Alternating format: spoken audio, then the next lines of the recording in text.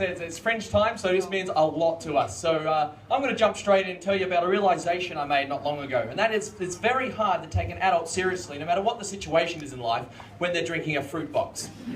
Like, imagine you're at the bar tonight, you're having a drink, and a bloke comes over to you and goes, "Mate, saw you looking at my girlfriend. You look at her again, I'll kick your fucking teeth in."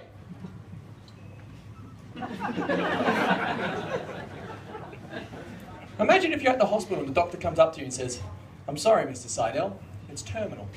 You have 6 months to live."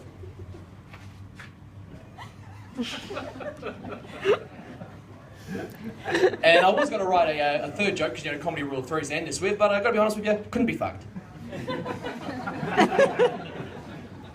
So it is Fringe time, which I do love. I love the Fringe. It only comes around once a year, and I love meeting all the people like Mark and all that. You meet a bunch of people. It's a beautiful time. The only thing I don't really like is that little small period where the Fringe clashes heads with the Clipsal.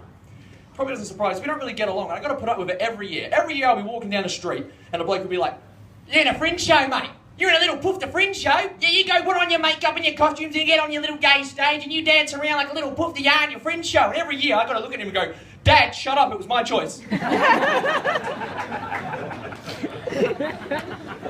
So for those who do know me, and there's a few here, I'm going to let you in on a little secret. I don't sex much. I haven't made a sex in heaps, and it's gotten to the point where literally I'm in such a dry spell. But even if I was to get laid tonight, I'd be throwing a pint of water in a fucking desert. It's gotten to the point I don't even have standards anymore. I have guidelines. So I have 3 guidelines to be sexable in my eyes, and that's 1, you need to be a woman. 2, you need to be alive. And 3, you need to be generally clean. You need to be 2 of those 3.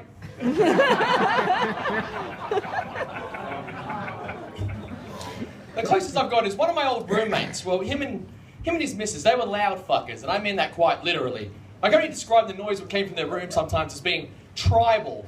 And maybe this is just a coincidence, but one night they stopped fucking, it started raining. But I haven't had a lot of luck in relationships. Everyone's got a bad breakup story. I'm sure everyone here has one. I've got one. I had a girl. Her name was Joanne Curtis. That's her real name. I don't give a fuck. She can sue me. I am wearing 2/3 of my net worth right now, so she's... Anyway, her name was Joanne Curtis, and she broke up with me through Facebook. I logged on to Facebook one day. She didn't send me a private message. Just logged on, message from Joanne Curtis, clicked on, and just Joanne is now in a relationship with such and such. Now, first of all, I didn't like it, but it was a one-night stand which should have stayed a one-night stand. We had nothing in common. I'm loud and she's quiet. I like to go out, she likes to stay in, and I'm a fun-loving guy and she's a dirty whore. You've met her then. But I still have, still got one little fetish I'm a big fan of, kind of gets me through today. I love to go to Wendy's and just watch the girls make the hot dogs.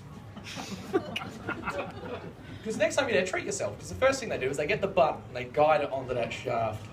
And they twist it and they turn it to in just the right spot and they take it off and they guide the sausage dog into the hole. Sometimes I get 2 because it's probably the closest thing I'm ever going to get to a threesome. But being single does have its advantages. For example, there's no one there to keep you awake when you cry yourself to sleep at night. It's okay, it's just a joke. I don't cry myself to sleep. The tears keep me awake. But I don't know a lot about women, to be honest. I never really have. Like, I never really go up and talk to girls. Like, I don't have confidence when it comes to this. It's amazing. I'd rather get up and tell you all about my inability to get laid than walk up to a girl at the bar. And I remember once I mustered up all the courage I had, and I walked up to this girl, but she was beautiful. And I said, "Can I buy you a drink?" She said, "Yeah." She didn't pepper spray me. I thought, this is going good. Got the talking, and at the end of the night, she gave me a number and her address. "Come see me tomorrow, we'll have lunch." Fantastic, I thought. I drove around the next day, knocked on the door, she answered it, looking as beautiful as ever. We went in, and the first thing I saw was a statue about yay big of Jesus on the cross. We went into the lounge room, about 3 or 4 more crosses. Now, I sort of running theme here. And we got to talking, and eventually, religion came up, and she said she didn't believe in sex before marriage. Now, what I should have said was, yes, I understand that, and I respect it, no worries. What I actually said was, I don't care if Jesus watches us fuck. Because he probably knows something about getting nailed. I wish I was making that story up. I really wish I was. But I didn't know what a tampon was till I was 19. I didn't know. I always thought a tampon was a pad. So, I didn't know the pad would just kind of went, Now, I know it doesn't go there, first of all. I'm just doing that because I don't want to do that. But I always thought it was just like a bandage, like a Band-Aid for you, like how it works, how kind of A beaver dam does it. It just stops. Stop period. Just stop it. And I wish I was making this up. I only learned about 2 months ago, but the pad actually goes on the knickers. I always thought it just kind of just slapped on. I'm 29 years old. 2 months ago, I learned. I've nearly got my head wrapped around the clitoris, to be honest. Like, I'm trying to figure out how that works. I know roughly where it is. I do. I've seen diagrams. I know it's there somewhere. But it's like when you go to someone's house for the first time and you want to use the toilet and you get to the hallway and you just go, now I know the fucking toilet's one of these doors up this hallway. I just don't exactly fucking know exactly. That's me with the clitoris. I'm gonna get. I'm 29. I'm gonna get it right by the time I'm 30. I promise you. But I can do a lot of things to help myself. Like, I might not look it. I'm not in bad shape, but I'm a long way from good shape. I get a stitch when I go to check the mail, to be honest with you. But there's things I can do to help myself. Like, I can start going jogging. But what they don't tell you is jogging fucking sucks. And I don't know about you, but I watch a lot of crime shows. I know what happens to the fucking joggers. They either find the dead body, or they are the dead body. Because someone comes out in the muggy and you're jogging, you're fucked, you can't do nothing. Blair, there, opening scene, that's you. But I don't have much time left because this haircut, not by choice. I'm going bald. I'm going bald bad as well. Like, because I'm relatively tall and I've got a big forehead, in about another year I'm going to look like a giant fucking thumb.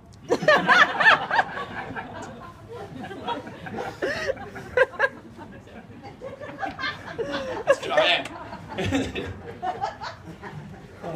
Do you think Jews are allowed to own German Shepherds?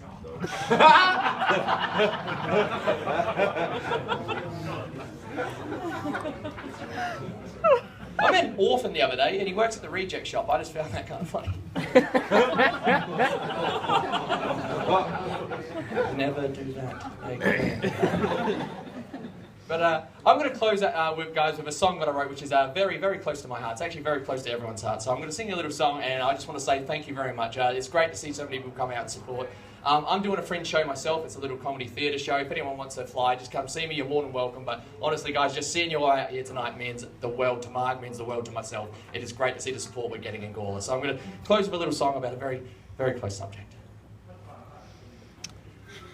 I was 12 years old, laying under my bed. I had a magazine full of hot women's breasts. I had a bone, B-O-N-A, bone. I was 16, balls starting to drop. There was a girl on my bus with a low-cut top, areola. I saw her areola. I saw something sticking out of her dress. It was a different colour shade to the rest of her breast, her areola. It was her areola. Now, I'm not the world's most attractive man, so I'll take what I get whenever I can, areola. Oh, I love areola. She tucked it away. She went for the door. I must see some more. I got down on my knees, and when I grabbed at her, she called the police. Since that day, I've been locked away in the prison showers. I get my fill of areola, areola. So what if it belongs to the other guys? I'm not the kind of man to criticize areola. Areola's areola. I love areola. La la la la la la. Thank you very much, ladies and gentlemen. I've been Todd Gray. Thanks for laughing at me. Please welcome back Mark Ryan. Todd Gray, ladies and gentlemen. Wow.